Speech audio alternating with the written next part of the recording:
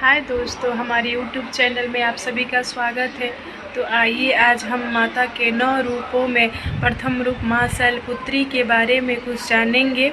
माँ शैलपुत्री का नाम शैलपुत्री कैसे पड़ा, उनके कथा के बारे में हम जानेंगे, उनके भोग, उनके रंग, हर एक बारे में जानेंगे हम लोग। तो आइए, माता का नाम, प्रथम रूप का नाम है माँ शैलपुत्री, जो पर्वतराज हिमालय की पुत्री हैं और वो बैल पे सवार होती हैं और वो हल्के रंग के कपड़ा पसंद करती हैं। माता का भोग है, घी का भोग लगता है माता को। तो आइए उनका कथा के बारे में हम लोग जानते हैं। तो एक बार की बात है, राजा दक्ष बहुत ही बड़ा यज्ञ कर रहे थे। तो उसमें सारे जितने से भी देवी देवता हैं हर एक को आमंत्रित किए थे और हर एक को बुलाए थे, उनका सब कार्यभार दे रहे थे, उनको हर एक अपने यज्ञ में आमंत्रित किए थे। और लेकिन शिव जी को आमंत्रित नहीं किए थे। शिव जी को कोई संदेशा नहीं गया था यज्ञ में आने के लिए। तो इस बारे में माँ पार्वती को पता चला। तो उन्होंने, माँ पार्वती ने शिव जी से बोला कि हम भी यज्ञ में जाएंगे, लेकिन शिव जी ने मना किया कि नहीं, हमको कोई आमंत्रित नहीं आया है तो तुम वहाँ पे नहीं जाना। लेकिन माँ पार्वती ने नहीं माना, हठ लगाया। तो इसीलिए बोलते हैं कि हठ नहीं करना चाहिए, जैसा भी पति बोले, अगर अच्छा बोले तो ज़रूर मानना चाहिए। तो माँ पार्वती ने नहीं माना, तो वहाँ पे वो गई तो वहाँ पे कोई भी उनका आदर सम्मान नहीं किया और ना ही कोई ठीक से बात कर रहा था, ना ही कोई उनको देख रहा था।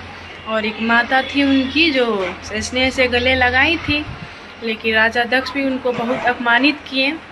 तो ये सब अपमान उनको शोभित नहीं हुआ, उनको अच्छा नहीं लगा कि हर एक आदमी यहाँ पे विष्णु, ब्रह्मा, विष्णु, महेश सब कोई आया था, लेकिन एगो शंकर जी को छोड़ के।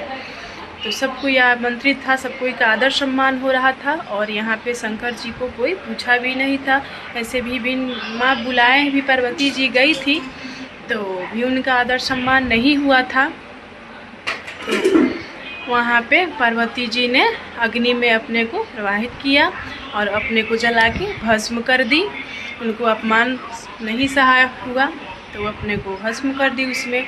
ये बात शंकर जी को पता चली तो बहुत ही क्रोधित हुए और वहाँ पे गए राजा दक्ष के यज्ञ में और वहाँ पे सारा यज्ञ को विध्वंस कर दिए। और वहाँ पे जो माता पार्वती थी वो अपने आप को भस्म कर दी थी।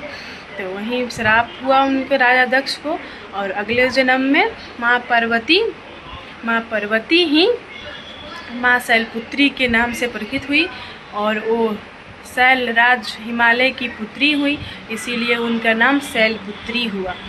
तो इसीलिए और माना जाता है कि हमारे काशी बनारस में माँ शैलपुत्री का मंदिर है। तो आप लोग ज़रूर जाइए, वहाँ पे दर्शन कीजिए। वहाँ पे दर्शन करने पे सबकी मनोकामना पूर्ण होती है। माँ शैलपुत्री सबको पापों की नष्ट करती है, शक्ति देती हैं। तो आप सब भी ज़रूर जाइएगा दर्शन करने। तो इसीलिए बोलते हैं कि ये गाना है, आप लोग ज़रूर सुने होंगे कि लोग बोलता है कि बिना बोलावल गौरा नैहर जानी जइहा, आदर ना होई है तोहार। बिना बोलावल गौरा नैहर जानी जइहा, आदर ना होई है तोहार। तो बिना बुलाए नैहर कभी नहीं जाना चाहिए।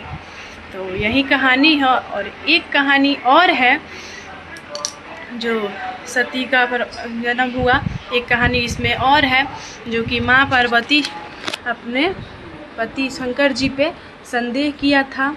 तो आइए इस कथा के बारे में भी मैं आप लोगों को बताते हैं। वीडियो थोड़ा बड़ा होगा लेकिन कथा का जानते हैं हम लोग।